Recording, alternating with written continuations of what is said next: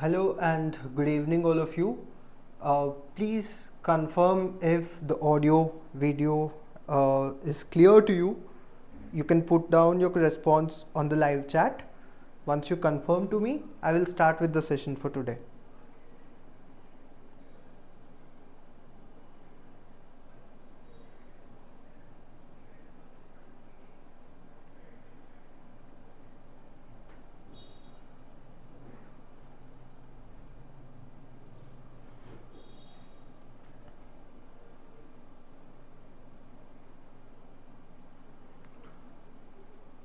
So during the course of the session also, if you have any doubt, you can put it into the live chat.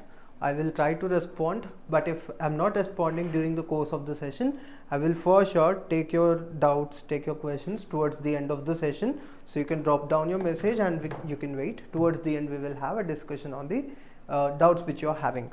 So let me begin first. So this particular session is focused on the Deputy Architect Requirement Test, which is going to be conducted by Union Public Service Commission for the Central Architect Service, CAS. So this is the most prestigious opportunity which a student or a person from architecture background can expect in the central government at the entry level.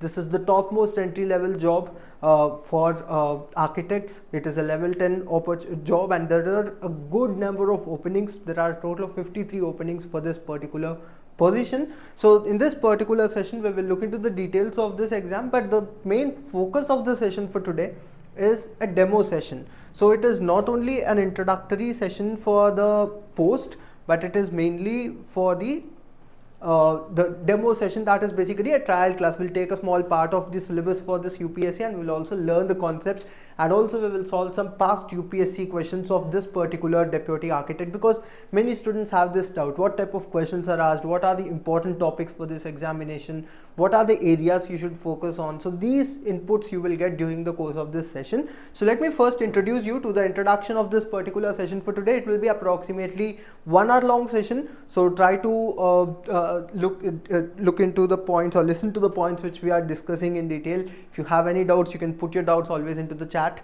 The overview of the session for today will be, we will start with the details of this particular post, the deputy architect post, the syllabus and the past exam pattern of what is going to be the likely exam pattern this year, past paper analysis, how the past question papers for this particular post have been when UPSC has conducted the examinations in the past. So we will also look into that. Once we look into these basic details of this examination, we will look into the demo session. Demo session is basically an idea so that you get to know the details of what are the important topics, how do we teach at KP Gate classes. So that would be the idea of this particular demo session. For the demo session today, I am going to deal with the history of architecture part. Now, history of architecture in itself is a very vast subject. So in order to discuss the details in this demo session, I've tried to compile some important points which I'm going to take you through. So you will get a lot of inputs on history of architecture also, but the idea is not to teach you everything of history, but more it is to give you an idea what are the areas you need to focus on when you study. So excuse me. So when you study history of architecture, what are the areas to be learnt? What are the areas from which questions are likely to be asked? So to get that sense towards the end, I have also included some practice questions from past CPWD Deputy Architect Requirement Test. So we will also practice those questions towards the end of the session, approximately 1 hour long session. So first let me introduce myself. This is R.H. Chandar from KP Gate classes. I am teaching the students of architecture and planning for the past 5 years, and we have been training students mainly in GATE and also other requirement tests for the field of architecture and planning. So that's a brief intro. So let me begin the session first by taking you through the details of this particular post. So as per the advertisement number 13 of 2023, which has been published on the official website of Union Public Service Commission, if you look into serial number 3, that deals with the vacancy of deputy architect. As you can see, the total number of openings for this particular post, it is 53, of which 24 are for unreserved category. 7 are for SC, 3 are reserved for ST candidates, 14 are reserved for OBC, 5 are for economically weaker section, and 3 of these posts are included for PWD. The number of openings total is 53, which is a very good number of openings, and the position will be in Central Public Works Department, CPWD, and the headquarters of this particular CPWD is in New Delhi, but the posting is liable to be anywhere in India, but it could be most probably within the New Delhi. As far as the essential qualifications for this post are considered, only 2 points. Point number 1, your age should be less than 35 years. That is the age criteria. Second thing, you should have a degree in architecture with COA Council of Architecture registration. That's the second thing. These are the only 2 points. You should possess, your age criteria should be 35. You should possess a degree, that is BR degree, and you should be registered with Council of Architecture. These are the only 3 points you can say. 35 years of age criteria, the BR, and COA registration. All these have to be met by the closing date of the application, which is going to be 27th of this month, 27th of July 2023.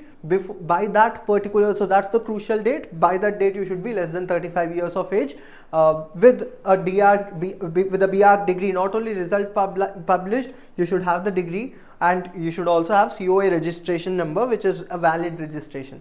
So that's about the essential criteria for this post. As far as the important dates are considered, the application portal for this exam is, for this post, for this requirement vacancy is already live. You can start applying. The last date for application is 27th of this month, July 2023. Don't wait for the last date. The portal is already live, so complete your application as the earliest, as soon as you can.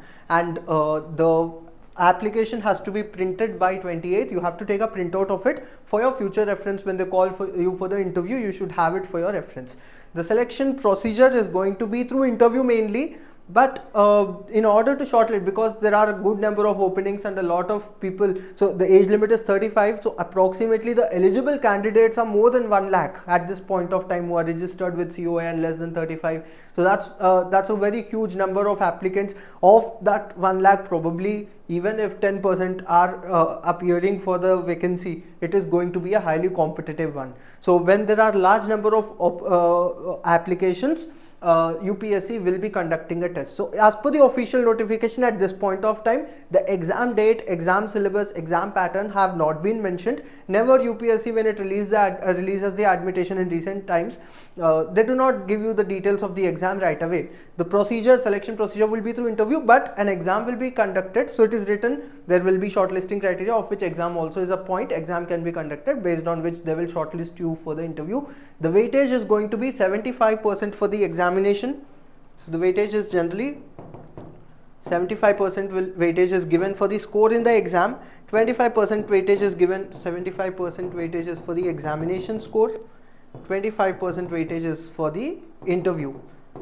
That's going to be the selection procedure at UPSC for Deputy Architect or Assistant Architect. So if you look into the recent notifications in the last year 2022, towards the end, there was a notification released for the requirement of 13 posts of Assistant Architects. So for Assistant Architect also, they did not mention the exam details when the advertisement was released towards the end of the last year, around October or November of 2022.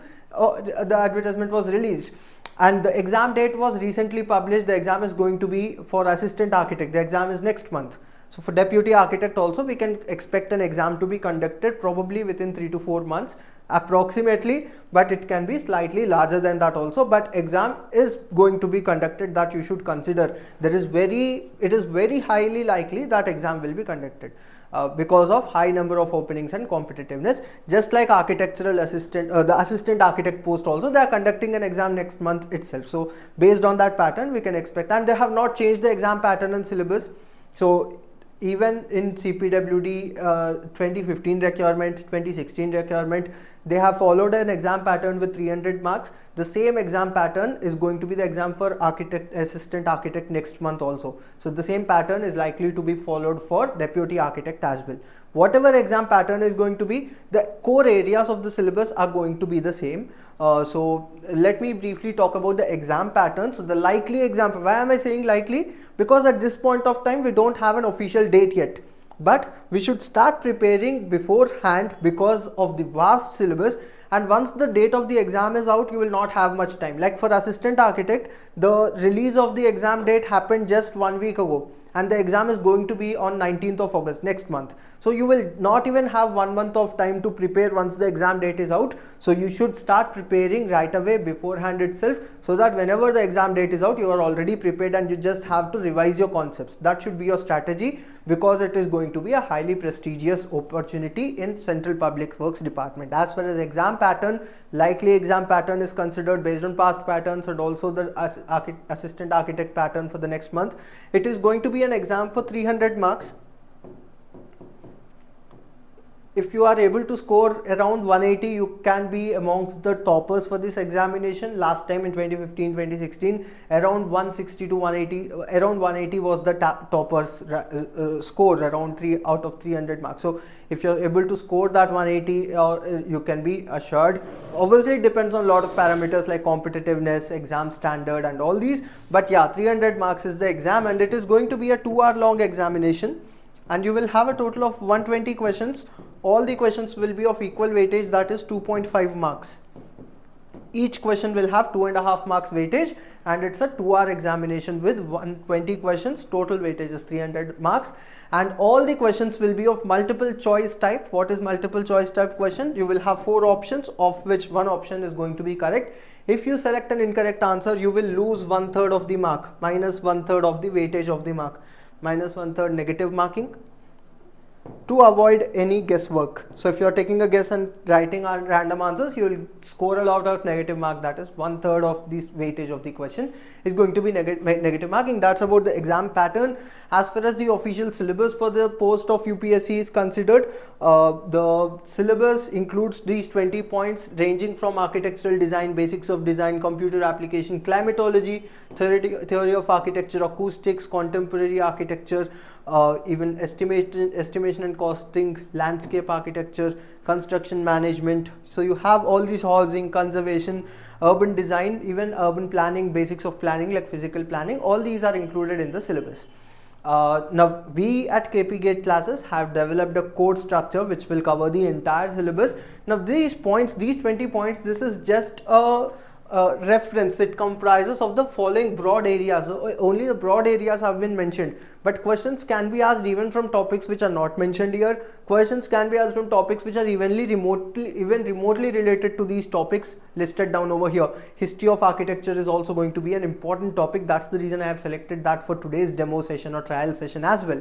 So that's a brief idea. So our code structure, I'll talk about our code structure towards the end of the session. So we, by considering the inputs of not only the official syllabus but an in-depth analysis of the past paper pattern. So UPSC Deputy Architect 2015 examination, 2016 examination and also 2019 examination, we have done an in-depth analysis of these past question papers by considering the so it's not necessary that same percentage weightage will be continued for the topics, but to get an understanding on the relative importance, what are the areas to be focused on, because the official syllabus is just a broad one. So by taking the inputs from the official syllabus, by past paper patterns and also brief inputs from other requirement tests, by considering all these inputs, we have developed a comprehensive lecture plan where we will cover everything what is important for this examination, and we will have a thorough preparation by the exam date.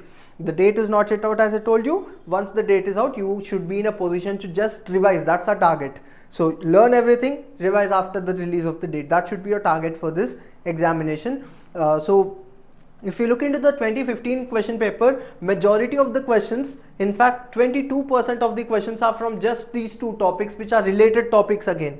It is history of architecture and contemporary architecture, which includes the topics of historic styles and also various modern architects, modernism, postmodernism, deconstructivism, eclecticism, Bauhaus, all these various styles, contemporary architecture. So these topics, so this has been an important area of focus of 2015 question paper with 22% of the questions and weightage.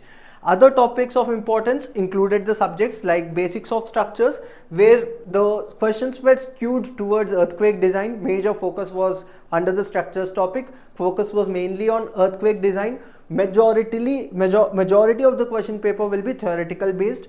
Out of 120, you can expect 1 or 2 numericals, not more than that. There have been 1 or 2 numericals in the past papers of UPSC, but majority of the question paper is going to be theoretical based. So other than structures or earthquake design, history of architecture, even the subjects of architectural design, building construction, materials, project management, if you include these subjects also, the weightage is around 20%, including all these smaller subjects. Even urban planning, landscape, urban design, these topics, also housing. So these planning related subjects also had a weightage of around 15, 18 to 20%. So the questions were not skewed towards one topic, they were equally distributed towards all the major topics of the syllabus. So major topics, if I say if you want the list of important topics, what should you cover in detail? History is going to be one. Contemporary architecture, architects and their styles, various architectural styles and their theories, so that's going to be an important area. Basics of urban planning, basics of landscape, basics of housing, that's also going to be an important area. Earthquake design is going to be for sure an important area. Majority of questions have been asked in all the 3 past papers from that subject. So do not leave out any subject, learn everything. Have a special focus and emphasis on the elaborate subjects which have been of importance in the past paper. Similarly, we have done an in-depth analysis of the 2016 question paper also. You can still see history and contemporary architecture together even have a good weightage of around 11 to 12%, approximately 12%. Even in 2018 paper, it is around 18%. So on an average history topic, it is around 22 to 18%, or say that's the 18% is the average weightage of it in terms of number of questions. Other than that, earthquake design is one other area which is important. Planning, housing, landscape, urban design, that's also. So all these topics together have equal number of questions, just like history. So so once you enroll into the batches, you'll get a detailed list of the subjects, list of the past year weightage, all these details, even the past year question papers in the form of test, practice test, all these will be a part of our preparation plan for this examination. Without any further delay, let me start with today's demo now. So I gave you a brief introduction of this opening or this opportunity, and also just a moment.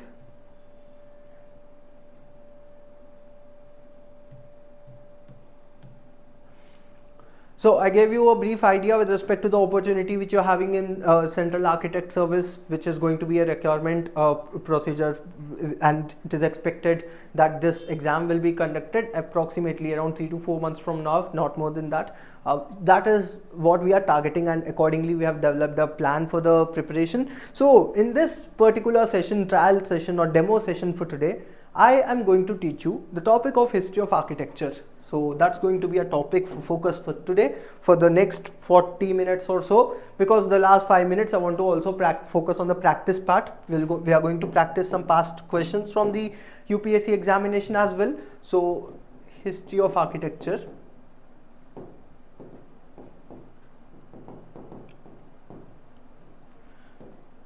Now that everyone who's eligible for this test is from architecture background, has completed their BArch, has also the license with Council of Architecture, I am very much aware that all of you have a brief idea on all the topics of history. But the questions in CPWD examination, they are going to be at conceptual level, they are going to be on in-depth points. So you should have a thorough understanding. Even if you have learned something already, it is important that you revise things at this point of time in a concise and in a precise manner and in a comprehensive manner. If I give you an overview of history of architecture, we can broadly classify from exams point of view and also from study point of view. We can broadly classify history of architecture into 2 areas. Indian history of architecture, that is understanding the historic styles and history of architecture from Indian context, starting from the most ancient civilization in India, that is Indus Valley civilization, learning about the Vedic civilization, or also learning about the Hindu temple architecture, Buddhist architecture, Jain temple architecture, Islamic architecture in India, including Mughal architecture. So that's going to be the study of history of architecture from Indian context. Similarly, the second area of focus is going to be history of architecture from Western point of view, mainly focused around Europe. However,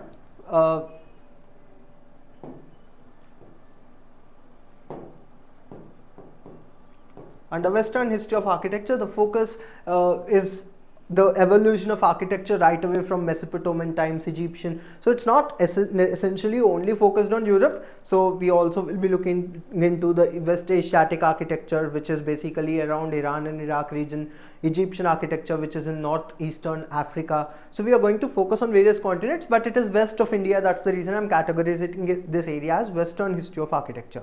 Now, if I give you an overview, so in this demo session, I'll give you an overview of Western history of architecture. That's what we are going to focus on, with a brief discussion on some important styles. Like we'll discuss some important points to be remembered under classical architecture, that is Greek and Roman architecture, some important points to be remembered about Gothic architecture. So I'll have a brief discussion on these pointers.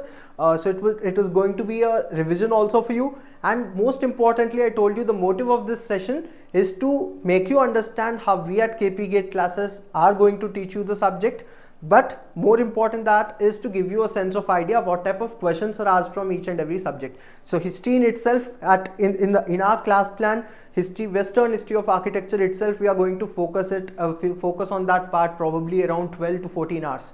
So that's what we are going to dedicate in the lectures. Now it is not possible for me to teach you all those 12 to 14 hours of lecture in this 40 minutes. So I'll try to do my best by giving you an overview of it. That's the idea of this particular session. Now let me begin. Firstly, by telling you about the timeline. Now, understanding timeline is important for two reasons. Timeline as in understanding the chronological order of the various civilizations. That's important from 2 points of view. Number one, understanding chronology will let you know how architecture has evolved across ages, right away from the ancient times of Mesopotamian times, Egyptian times. How did the architecture evolve into classical times in the classical architecture? How did that classical architecture further evolve into Renaissance and passing through Gothic and Romanesque style? Understanding the evolution after modern architecture. So understanding the evolution is important, and that's the reason why we study the various civilizations in a chronological order. Even in the lectures, we'll study all the classes in a chronological order. And second importance is you get questions directly in competitive examinations, like this particular style, when did it come, or which style did it come in response to. So understanding these aspects also is going to be important from exam point of view. So if I give you a brief idea on the timeline, the most ancient of all these ancient civilizations, so there are 4 ancient river valley civilizations of the world. One is a Yellow River civilization of China, Indus Valley civilization of India. We also have Mesopotamian civilization in the Iran and Iraq region, which is called as Mesopotamia, or which belongs to West Asia basically, and ancient Egyptian architecture in the northeastern Africa. So these 4 are the ancient riverine civilizations, of which from Western history of architecture point of view, we start our study by looking into the details of Mesopotamian architecture.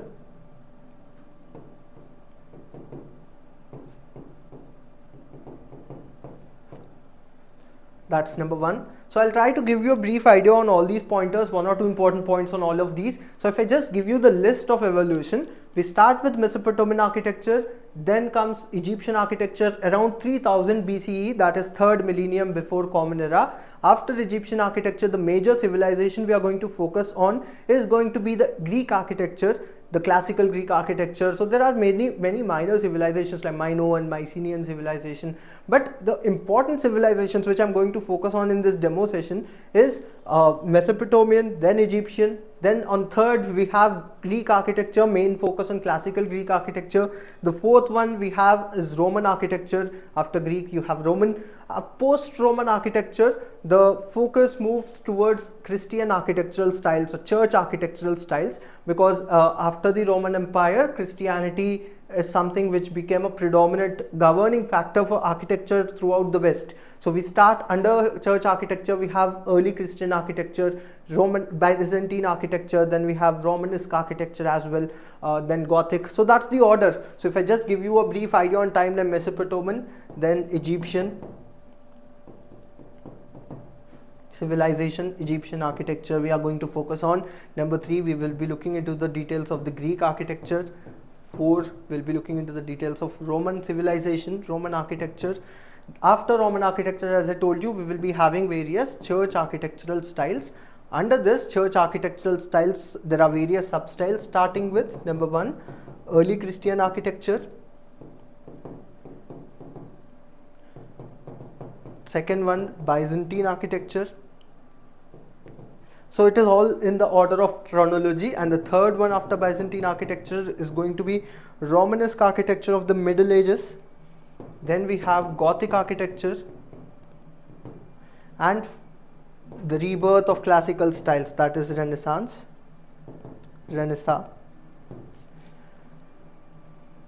which evolved further into Baroque and Rococo.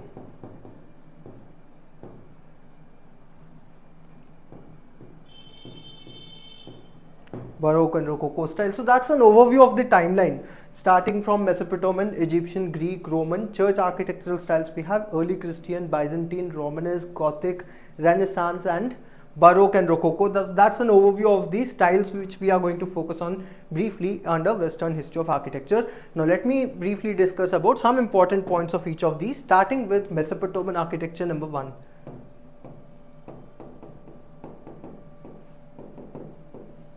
Under Mesopotamian architecture, the most important thing which you can remember. So firstly, what is Mesopotamia? Mesopotamia is a region. So Meso is a Greek word for in between, and Potamos is a Greek word for river. You might have heard about hippopotamus. Hippopotamus, hippo is horse, potamus is river horse. So that's the origin of the word hippopotamus. So potamus is river basically. So Mesopotamia is a word which comes out of Meso and Potamos. It's due to these portmanteau of these two Greek words. So Meso is in between and Potamos is rivers. So as you can see, Mesopotamia is a region which is in between two rivers, which are going to be the crucial points of Mesopotamian civilization. So there are various civilizations which are classified under Mesopotamian style, which include Sumerian civilization, the oldest one, then you have Assyrian civilization, Babylonian civilization, and also the Persian Empire or Achaemenid Empire. All these are within Mesopotamian civilization. What is common in all these civilizations? That is Sumerian, Assyrian, Babylonian, and Persian. The common factor is the geography. All these civilizations almost flourished in a similar region, which is a land between two important rivers, that is river Euphrates and river Tigris.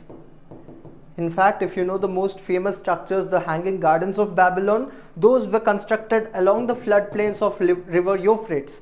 Babylonia was a city through which river Euphrates actually flowed through. So Mesopotamia was a region between these two main rivers. That's the origin of the word Mesopotamia. As far as architecturally speaking, the most important architectural contribution or most important monument of Mesopotamian times you can remember is about the ziggurat structures.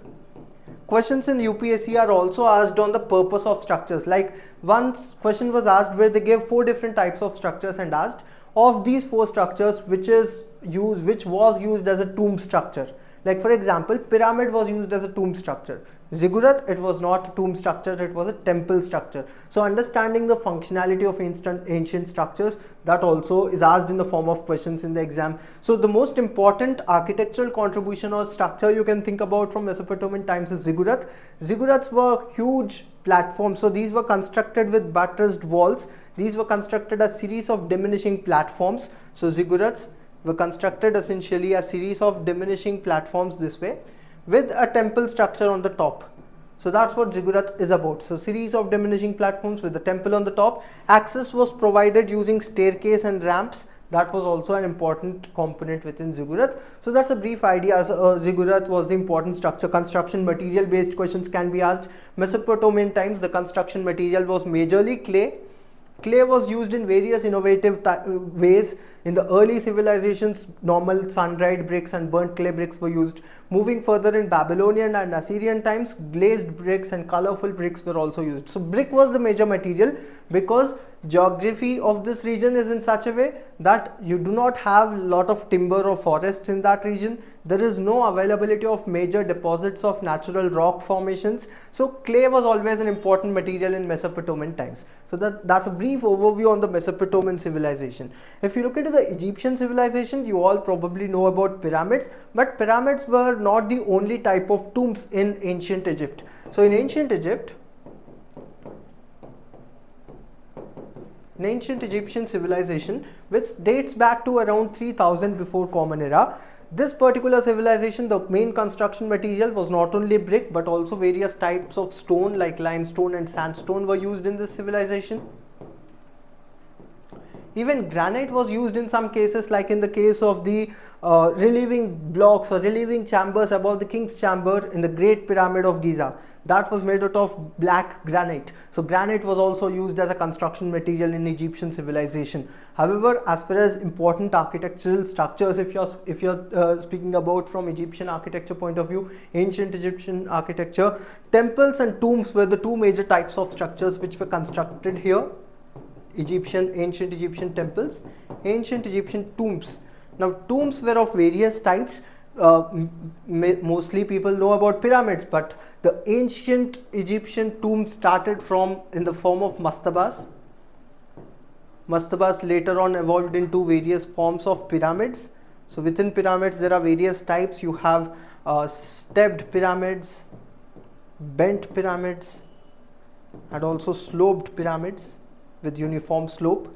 And we also have after pyramids, so mastabas, pyramids, and then rock cut caves were constructed. So like the Valley of Kings, that's a region where you have a lot of rock cut caves or cave based rock cut tombs were constructed in the later on ages. It is famously said by the end of Egyptian civilization, the people of the last 20 or 21st dynasty, the ending dynasties of ancient Egypt, you can say, those people did not even have the knowledge of how to construct pyramid. These people did not even know how their forefathers during the middle ages of ancient Egypt, how did they construct pyramids. So the technology of pyramid construction was lost towards the end, and they moved towards constructing rock cut tombs as well. So that's a brief idea on what is Egyptian civilization is about. Now I'm just discussing 2 or 3 minutes on each of these ancient civilizations. We will have an in-depth study in the lectures on each of these civilizations, because questions also are based on in-depth points of each of these civilizations. So that's a brief idea with Egyptian civilization. Now Greek and Roman architecture together are by far the most important in terms of examination. A lot of questions will be focused on Egyptian, a lot of questions will mainly be focused on Greek and Roman architecture. These together, Greek and Roman architecture, are very important from study of history of architecture. The reason being their contribution. So even in today's time, if you look into the architecture of today's time across the world, not only in Europe, across the world, if you look into any famous building, mainly the government buildings in United States, be it the White House or the US State Capitol or the US Supreme Court, all these are majorly influenced by Greek and Roman architecture. So Greek and Roman architecture have a far-reaching impacts even after 2000 years of their timeline, even after 2000 years of time. So these together are referred to as classical architecture of Europe. Under the classical styles of Europe, we have number 3, that is Greek architecture, and then you have Roman architecture. Let me briefly discuss about Greek architecture. Now when I say Greek architecture, the classical Greek architecture was mainly focused around the city of Athens. Athens was the main center of the classical Greek architecture, Parthenon being the most famous temple. So Athens and the Parthenon of Athenian Acropolis, that is considered the most exemplifying structure of classical Greek architecture. As far as important points to be remembered, or if I just say describe classical Greek architecture in 5 minutes, the most important points are going to be in terms of material. In classical Greek architecture, the architects of that particular time gained perfection. The sculptors and architects of that time gained perfection in use of marble. Marble was used with absolute precision, just like how people in the earlier time were working with wood. So it's sometimes classical Greek architecture is referred to as carpentry in marble, because they worked with marble in such a way that people actually used to work with timber. So marble is going to be an important aspect in terms of construction material from classical Greek architecture point of view. Other than the material, if you talk about the architectural detail, the single most important point you can say which is important from classical Greek architecture point of view is going to be the orders, the classical orders.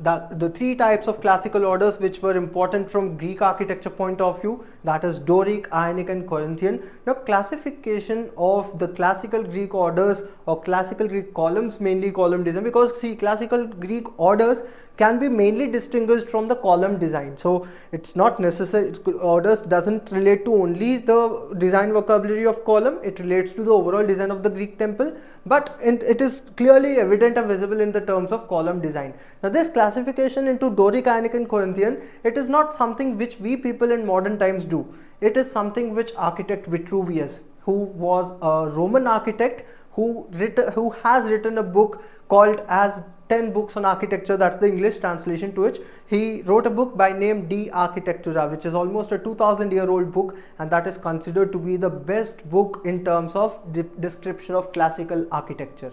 So the definition of various types of classical orders and all the detailed study which we have on Greek temples and Roman temples, we can attribute that credit mainly to architect Vitruvius, who has written a book De Architectura, which actually is not a single book, but it was an elaborate architectural treatise, an elaborate work of 10 set of books. So its English translation can be, so actually De Architectura translates to On Architecture in English. So it's a book, it's a treatise on architecture, which is a compilation of 10 books. So the English translation of it is published as 10 books on architecture by architect Vitruvius. And this is considered to be the single most important work on classical architecture, because most of the written documentation or works which we have date back from the Renaissance time. So the work before Renaissance is very rare, and this was one of it. So questions are also asked on the authors of important books. All these points are also asked in the examination. So you need to know important architects, their books and who wrote it, what are the details discussed in it. So in these 10 books, architect Vitruvius compiled all the points of classical architecture. 2 books were written on temples on it. 1 book was on the details of the work of an architect. 1 book was dedicated to the machinery used in architecture. 1 book was dedicated for the construction material used in architecture. So it was 10 books on various areas which he has discussed, and this was the main source, or is the main source of knowledge on classical orders and classical architecture. Now from Greek architecture point of view, as far as classical order is considered, these classical orders can be mainly seen or very clearly seen in the design of temples. So if I briefly talk about the temple design of classical Greek architecture, so if you look into the elevation of a typical, so Greek architecture, there was a lot of emphasis given to the perfectness.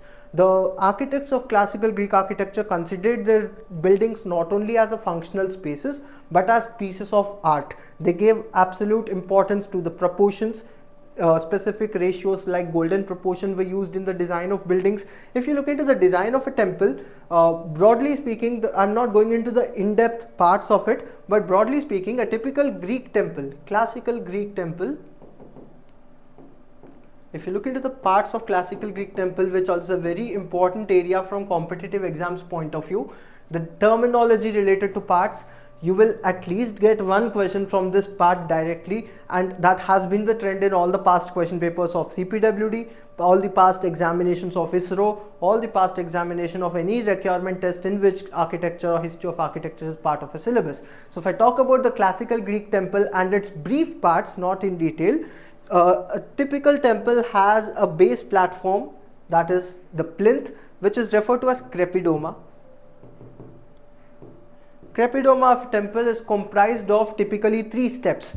So you have a stylobate, that's the topmost step. The topmost step is referred to as stylobate.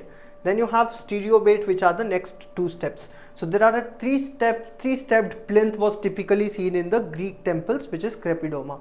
Crepidoma is composed of the topmost step called as stylobate and stereobate. I'm not writing all the points, so you can just remember crepidoma, which is the plinth. This question was asked in past ISRO examination.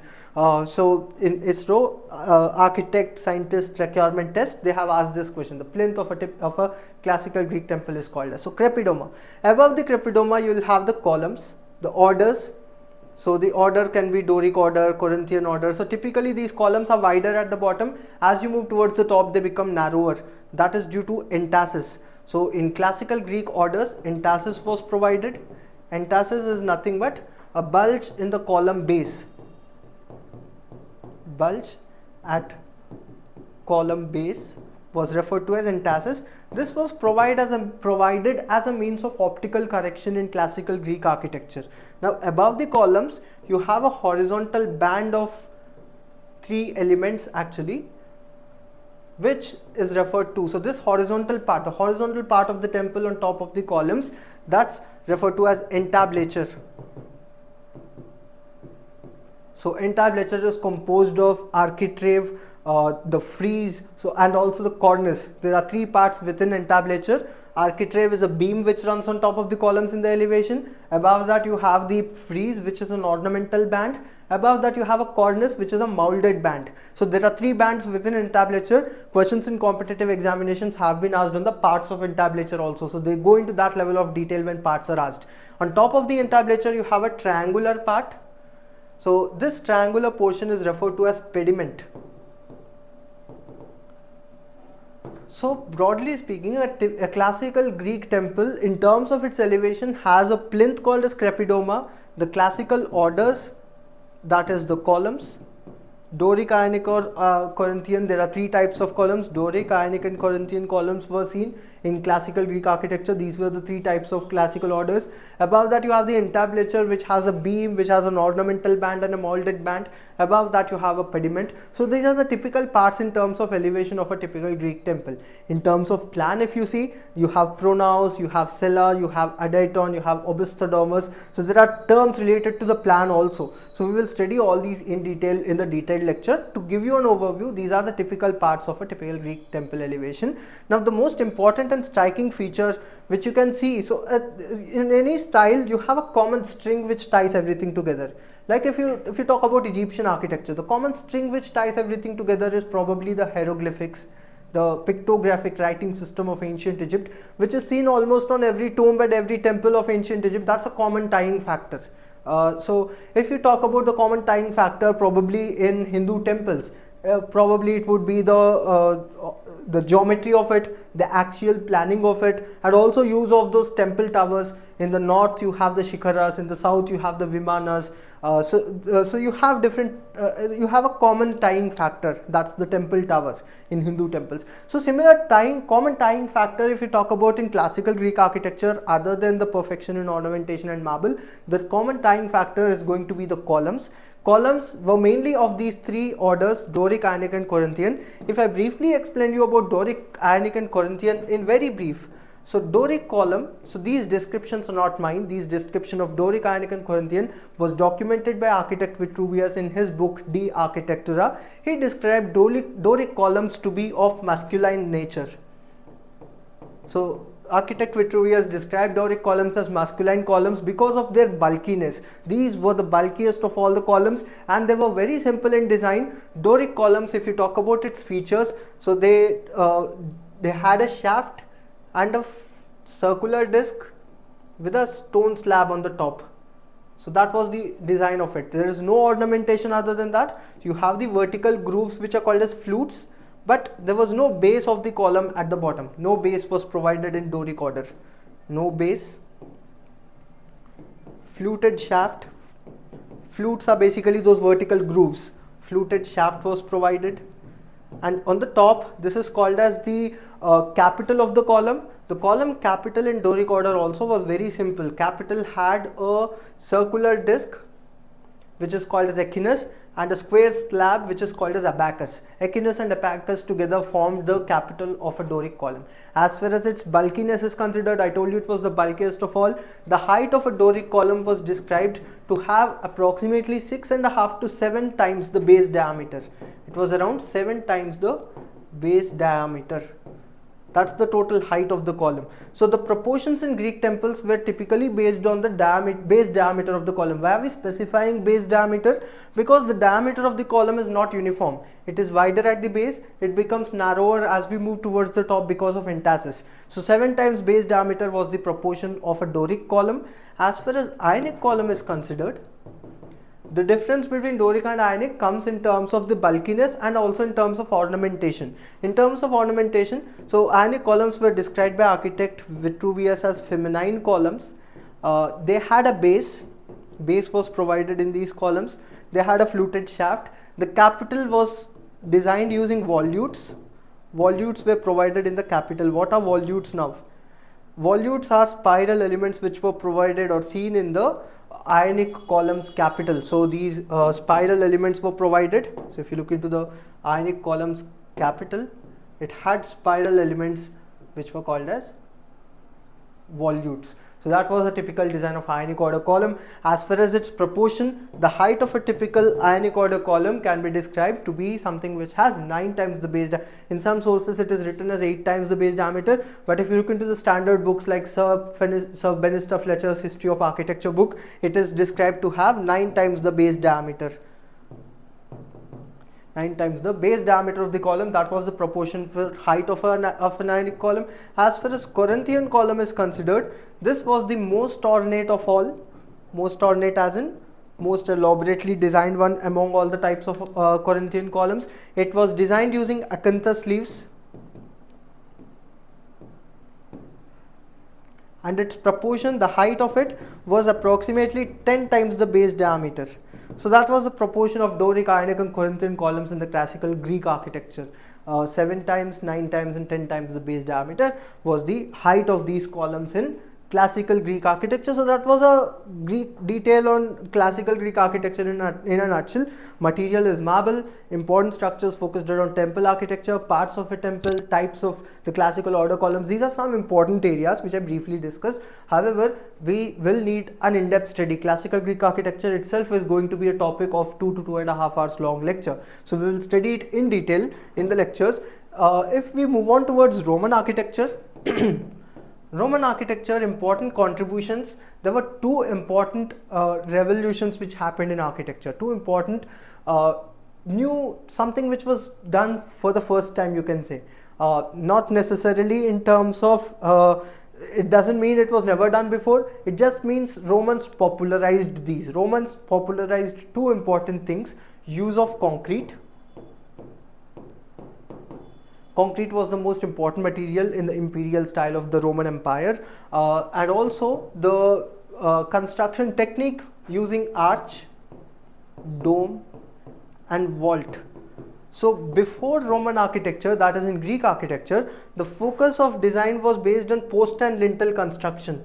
Post and lintel construction is where you have vertical supports with a horizontal lintel supporting on it. So it's called as post and lintel construction, or it is also called as trabeation in architecture. So Greek architecture was mainly trabeated in terms of its structural mechanism, but Romans moved away from trabeation and they started using or supporting structures using curvilinear structural elements, that is arch. The main reason why they did was arch was considered to be a shape where there is no stress concentration at any point. Now if you look into post and beam construction, if you're having columns and a beam, there is a limitation. So think about those days, 2,500 years ago, the material which they had and the material which they used, there was a limitation on the span. If you want a wider span structure, you need to provide a lot of columns supporting in between it, right? So as a solution to it, to have more openness in the structure, Romans moved towards using arch and dome, because arch was considered a shape where, so how is an arch constructed, a true arch? A true arch is constructed by using interlocking blocks, interlocking wedge-shaped blocks. You cannot use normal rectangular blocks to interlock each other in an arch. You will require wedge-shaped blocks. Wedge-shaped as in they have a lesser width on one side and the larger width on the other side. Such wedge-shaped blocks are arranged systematically to create a curvature. Semicircular arches were used in Roman times. These wedge-shaped elements are called as washers. V-O-U-S-S-O-I-R-S.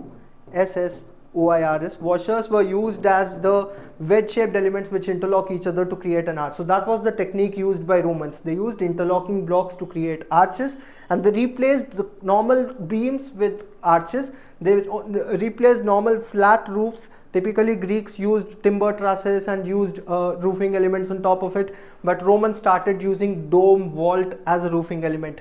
Vault is basically a curvilinear roofing element, something like this. So this is called as a barrel vault, a simple plain barrel vault. Barrel vault was typically used in Roman times. Barrel and groin vault were typically used in Roman times. So Romans came up with these new vocabulary in architecture like arch, dome, vault and use of concrete.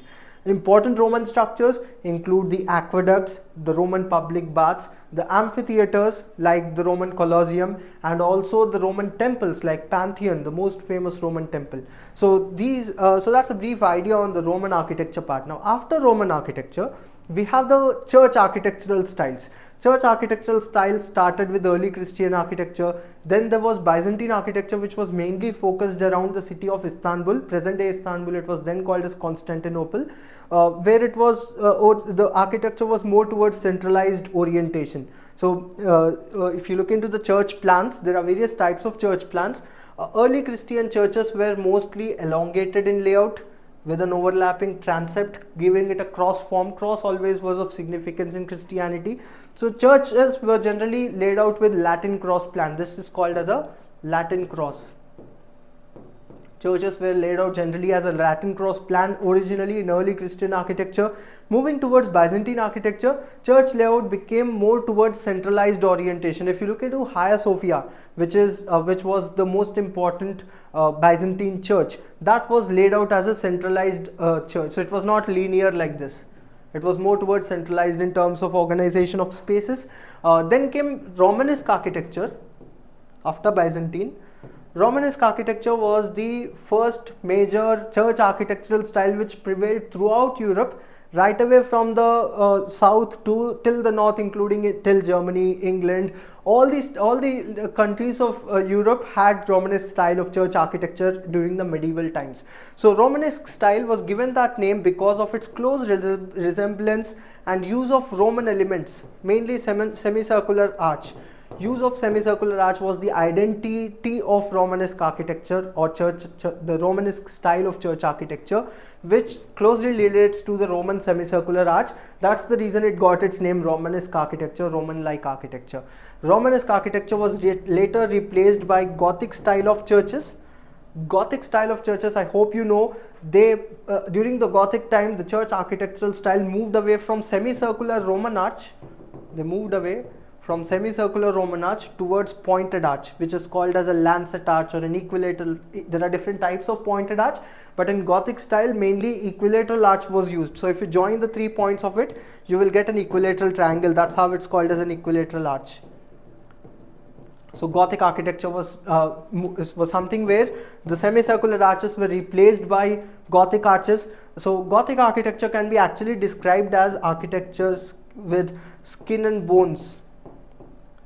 So it was designed to be an architecture with skin and bones, where proper load transfer paths were described for the load transfer of the building's components, like flying buttresses were introduced. Ornamentation in windows like tracery was introduced.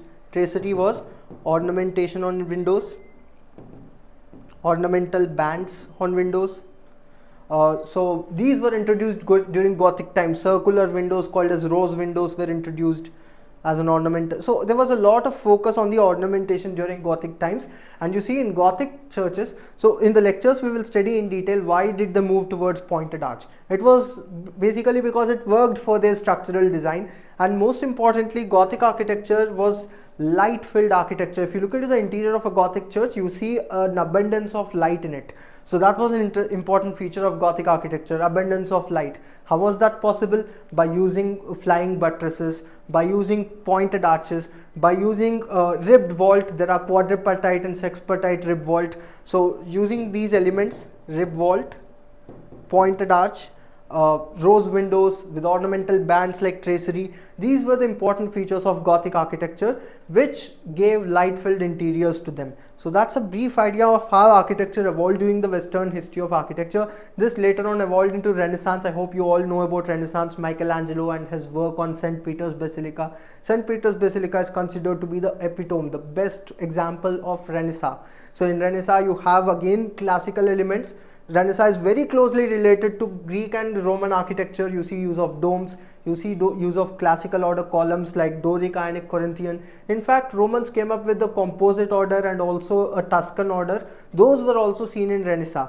And later on Renaissance evolved into Baroque and Rococo style. So that's the overall progression. I think I took around 40 minutes to briefly give you an overview of the evolution of Western history of architecture with a brief discussion on some important points.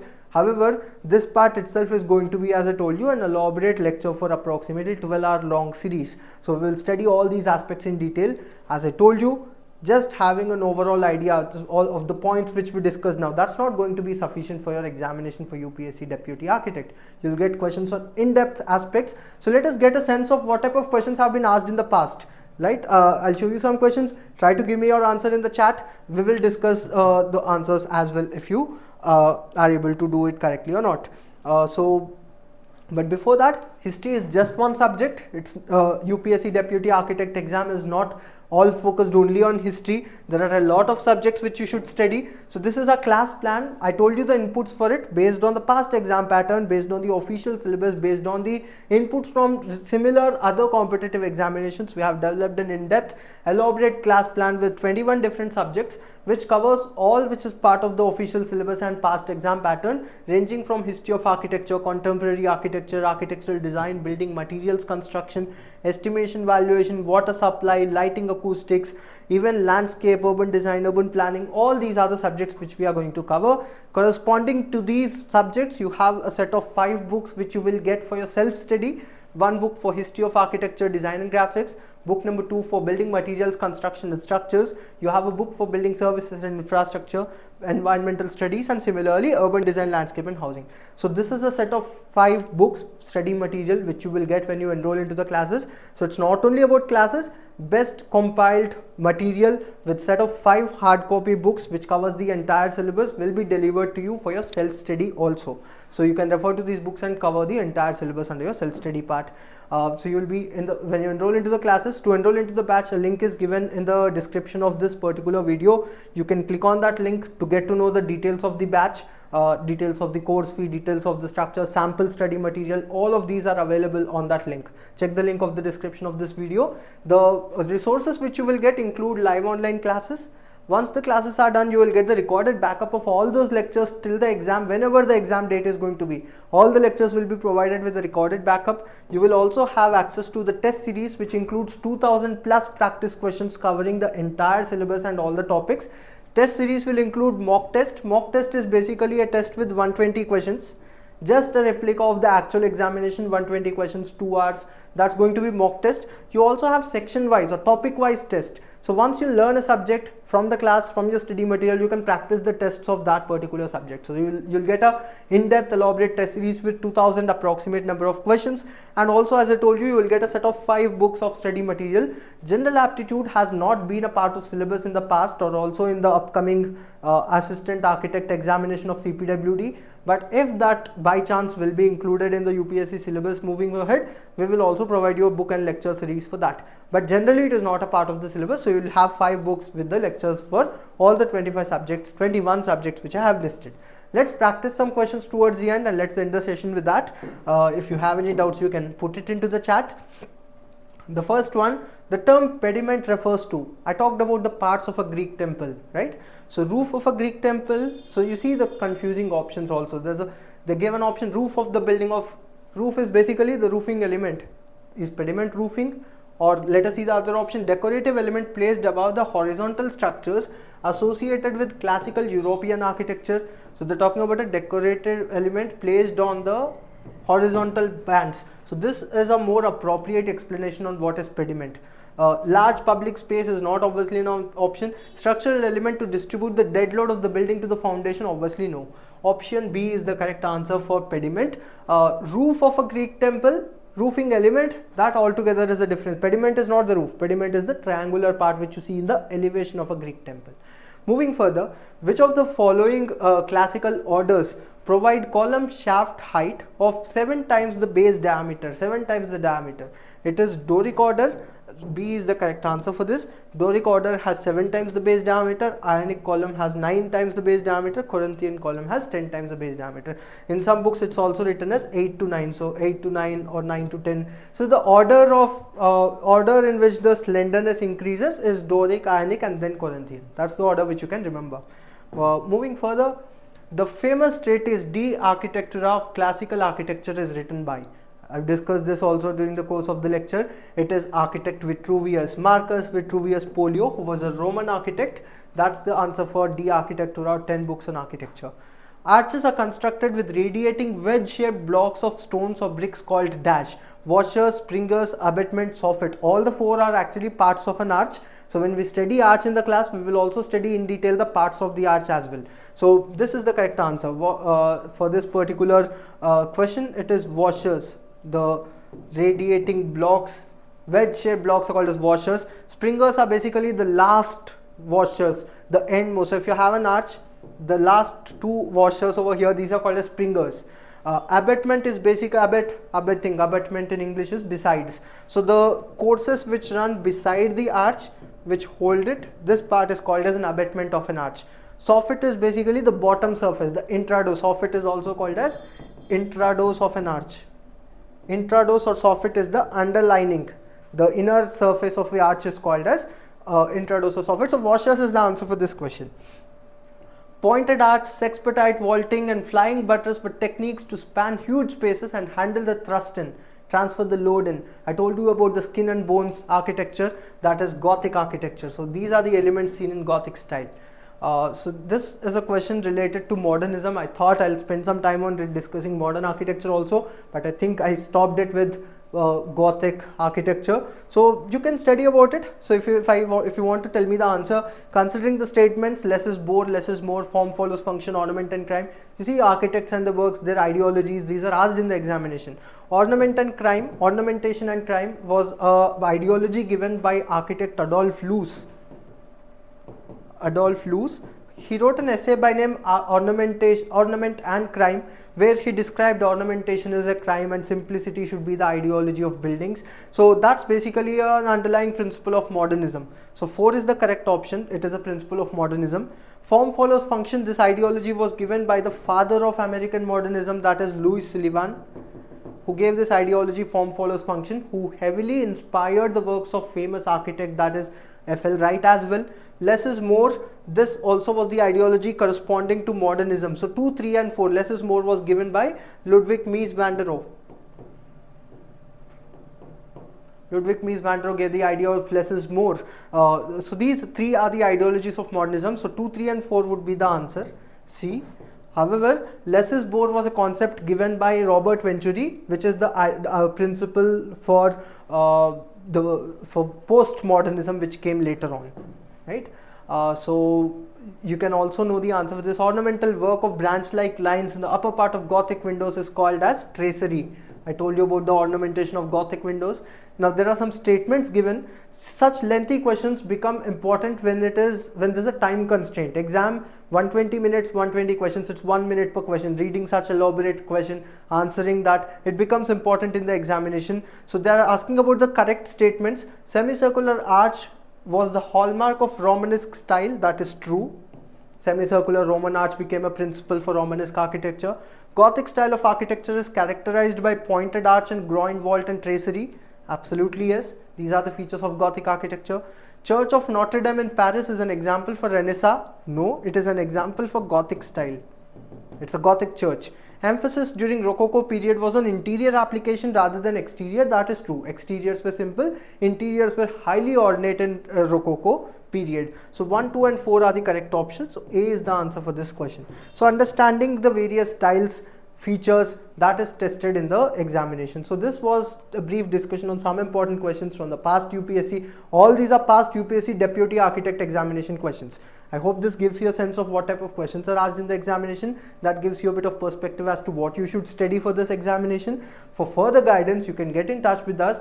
Check the link given in the description of this video, where the detailed course structure and the sample lectures, sample study material, all these are accessible.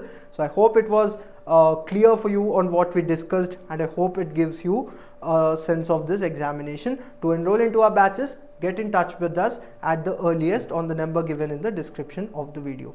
95602 52666. That's a contact number. You can drop a message or call us on that number to enroll into our batches. Thank you.